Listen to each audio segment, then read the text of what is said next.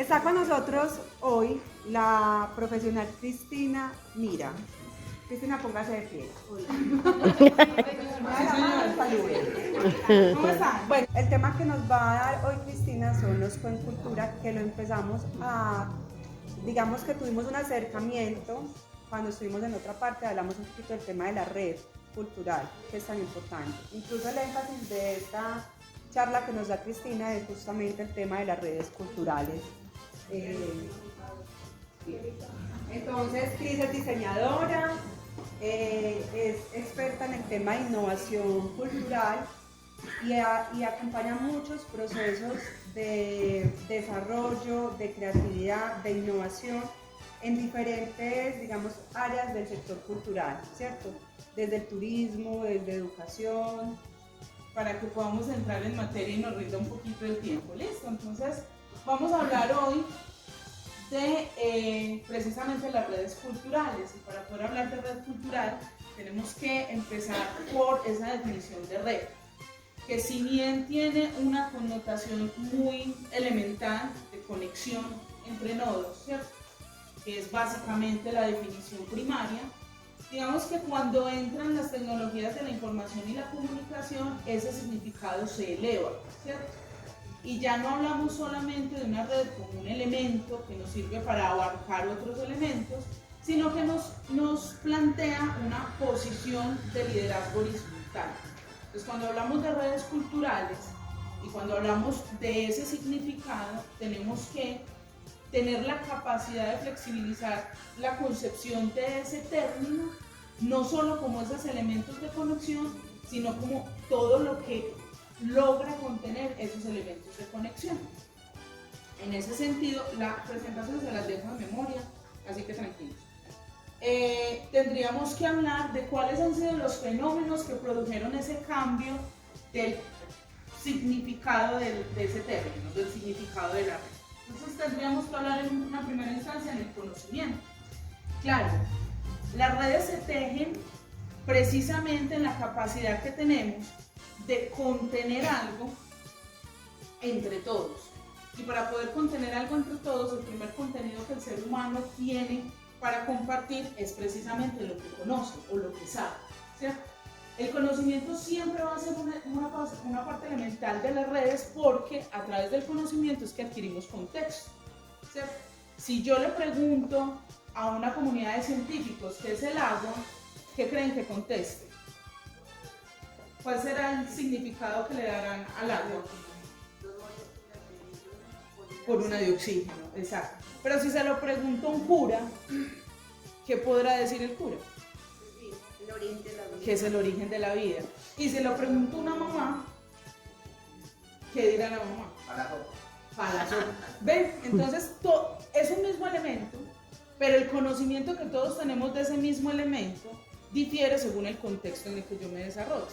Y precisamente el conocimiento es lo que hace que la red se expanda. Siempre ponemos el mismo ejemplo cuando estamos en conferencias, gran parte de mi equipo, y es que cuando usted tiene una manzana y yo tengo una manzana, intercambiamos una manzana, pues usted queda con una manzana y yo quedo con otra. Pero si usted tiene una idea y yo tengo una idea y la intercambiamos, usted quedó con dos ideas, yo quedé con dos ideas. Y eso es lo que empieza a tejer la red. La otra parte es la tecnología, indudablemente. Hoy por hoy no podemos desconocer lo vital que se vuelve la implementación tecnológica para expandir la red. Ahora bien, la red sin esa primera instancia de conocimiento no sirve para mucho. Y creo que ustedes como profes lo han podido vivir con algunos estudiantes. Los chicos muchas veces acceden a las redes y tienen un montón de información que ellos mismos generan, pero cuando ustedes les ponen una consulta, es el primer resultado, copiar, pegar, cambiar fuente y listo, ¿sí o no? Y cuando les tratas de preguntar y que haya un proceso de análisis, un proceso de profundización sobre ese tema, difícilmente se logra hacer. Y ahí es precisamente donde entramos nosotros. Las redes culturales, como lo decíamos al inicio, atienden a contextos, y los contextos no son solo culturales, también intergeneracionales, ¿cierto? Hoy por hoy en la educación, que es, digamos, lo que nos convoca a, creo que todos, ¿cierto? Todos son docentes. ¿Pero que sí? En la educación convergen muchas generaciones. Tenemos docentes ya con mucha experiencia y docentes muy jóvenes. Tenemos sentados en el aula chicos que acabaron de salir del colegio y chicos que tienen, o personas que ya tienen un posgrado. Y esa heterogeneidad, bueno, estos son de colegio. Listo. Bueno, y ahí incluso sabemos que no solo están los estudiantes, están también los padres de familia. Y tenemos padres de familia muy jóvenes o cuidadores que son abuelos. Esa dinámica intergeneracional hace que la aproximación a la red desde la tecnología sea distinta y sea diversa. Para el estudiante el celular puede ser un implemento para estudiar, para presentar trabajos, pero para el papá puede ser una perdedera de tiempo. La pregunta es, ¿qué es para el docente? ¿Cierto? ¿Cómo se convierte esa herramienta en un proceso de trabajo en red? Por otro lado están los servicios. Profe. Tranquilo.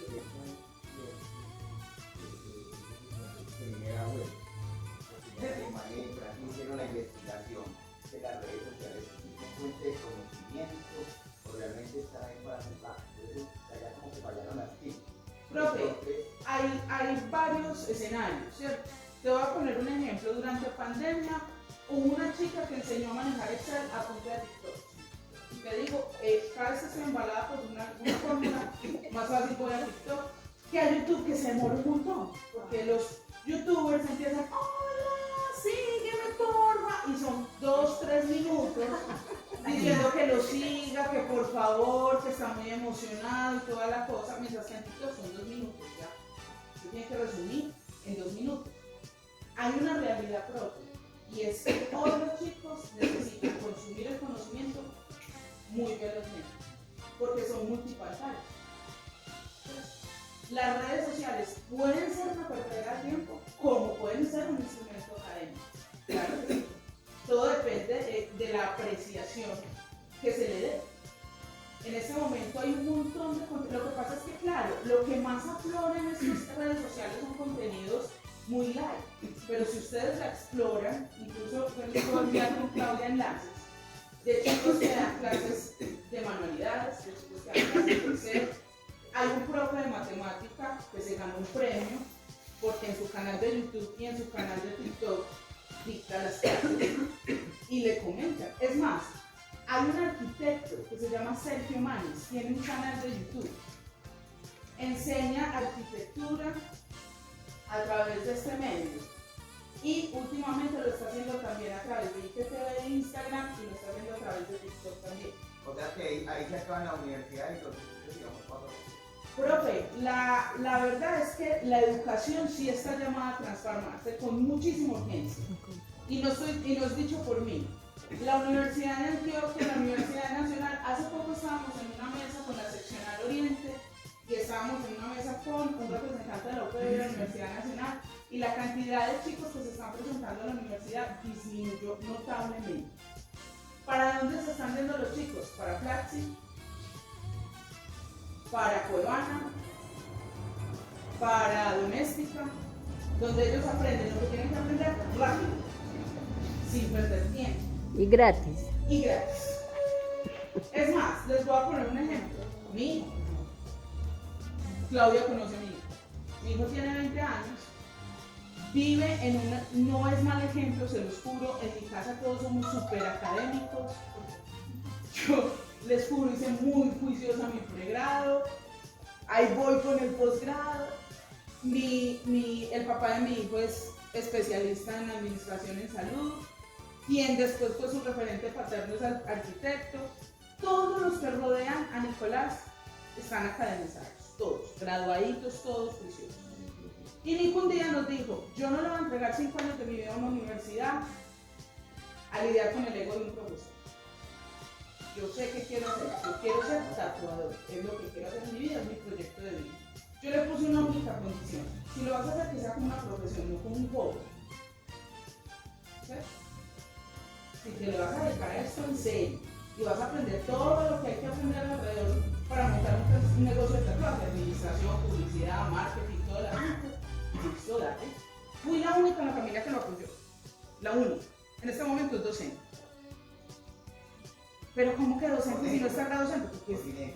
Porque, y gana bien, ¿no? Pelado gana bien. ¿Y por qué docente? Porque rara vez uno encuentra un docente en tecnología. Y es un campo disciplinar inexplorado que está generando un montón de intereses. Y la verdad, profe, es que sí, la universidad o se transforma, como todo en la vida. Hay que transformarse. No creo que desaparezca, hay que transformarse. Yo dudo mucho que la universidad desaparezca porque no creo que por TikTok se puedan formar ingenieros y se puedan formar médicos. Un médico, Aunque les cuento que hay una plataforma que en este momento enseña procesos de cirugía con realidad aumentada.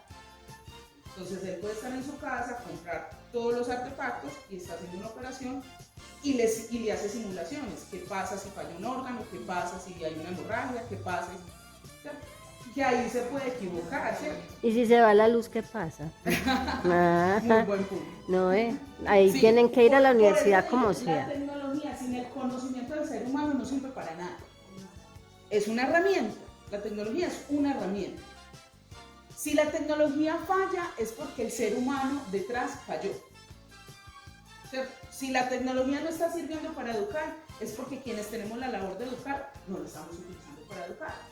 Si la tecnología falla como cualquier consulta, es porque quienes van a ir a consultar no la están utilizando correctamente. La tecnología no tiene vida. La tecnología es una herramienta. ¿Cómo la utilizan nuestros estudiantes? ¿Cómo la utilizamos nosotros? Ese es el asunto, ¿cierto? ¿Cómo la optimizamos para que ese proceso de trabajo en red, de desarrollo en red, funcione realmente, ¿cierto? La pandemia lo comprobó, a todos nos tocó adaptarnos a la brava. ¿Quién estaba preparado para dictar clases virtuales? Levante la mano. ¿Quién ya lo había hecho antes de pandemia? Tú. Uno. ¿Cómo? Pero mira, es una persona de cuántos que estamos acá. O sea, la mayoría de los profes no estaban preparados para eso. Y la mayoría de los estudiantes tampoco. ¿Cierto? Fue un complejo. Surgió incluso el concepto de casa como refugio. Yo ya tenía en mi casa no solo la oficina, sino el salón de mis hijos. Y todo esto se nos volvió un poco complicado. Sin embargo, la libramos, ¿cierto? Pero sí nos dejó una lección. ¿Cómo estamos utilizando la tecnología? Porque en el momento que tuvo que ser una herramienta, nos cogió con los calzones abajo a todos, instituciones, profesores, estudiantes, padres de familia, todos. El otro es la meritocracia, que aquí también va un asunto del trabajo en red, un poco con lo que dice el profe también.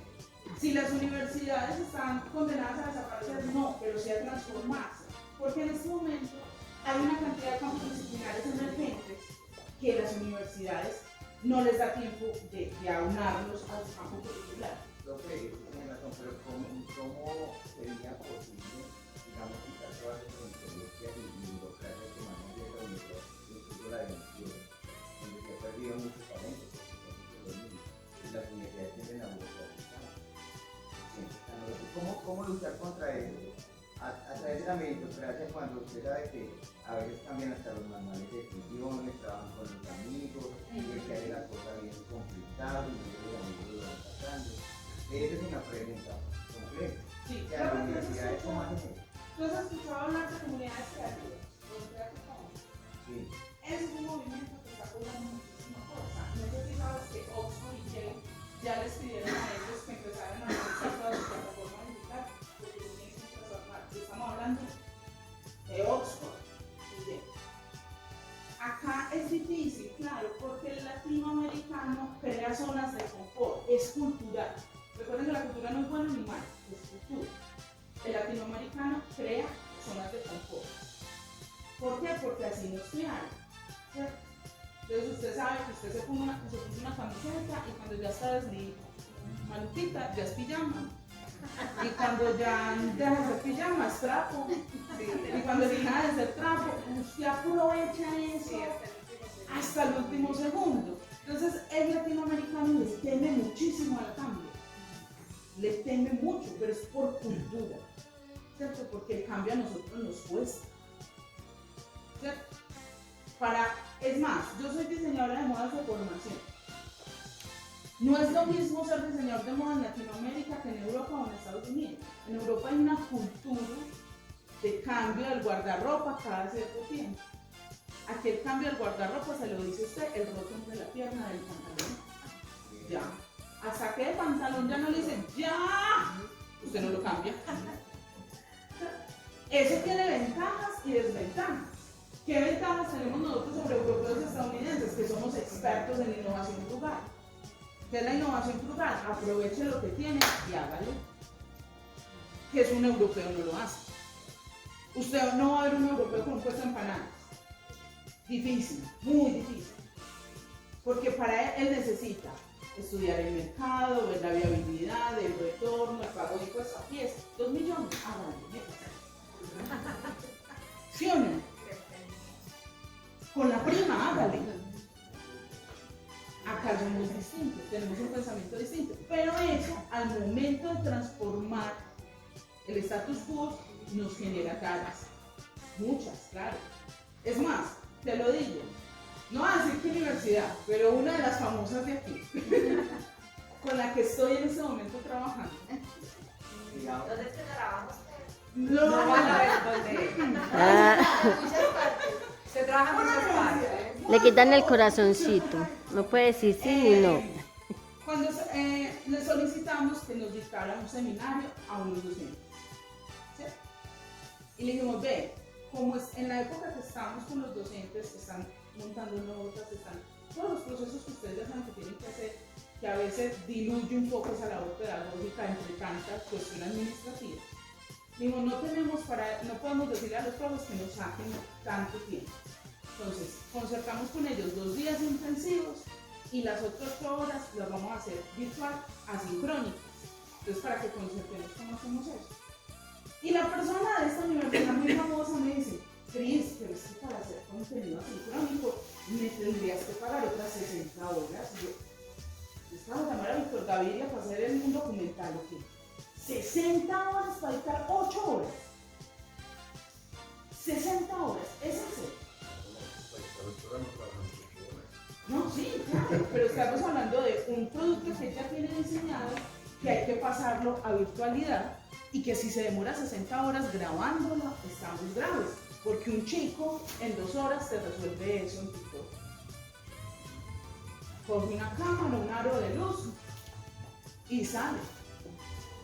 Hace poco tuvimos esa investigación con los chicos en el municipio del Retiro, un grupo heterogéneo.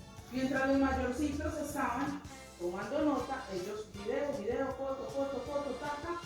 Profe, mira, acá cómo analizar esto, acá. Y los que ya estaban más mayorcitos, venga, me pasan la foto, me pasan. Ahora bien, al momento de escribir, los más grandes se enojaron, los más chiquitos 4 renglones.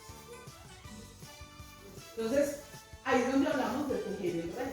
Nosotros, los más grandes, tenemos mucho que aportar, es que tenemos una formación. Nosotros crecimos yo no le voy a dejar nada que no sea la educación. Ese era el discurso de los padres. La herencia no, el título. Esa fue la herencia que nos dejaron. Estos chicos no comieron cuento de eso y están planteando hacerse su propia herencia a través de redes sociales.